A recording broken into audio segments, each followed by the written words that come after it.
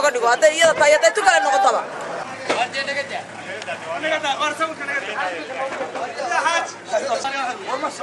هذا ما سعود السنة مريض ما سعنايش ولا اسكو عبسينه انا مريض ما سعنايش وحبسين وي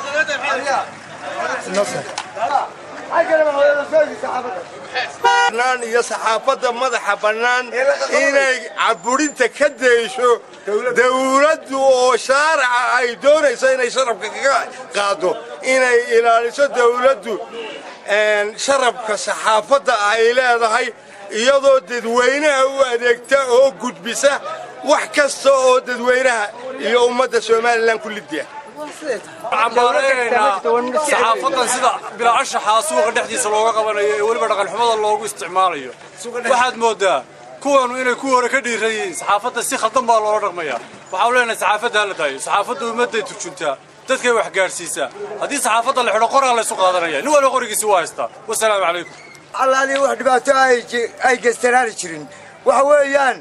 dadku waa qowlatul xurriye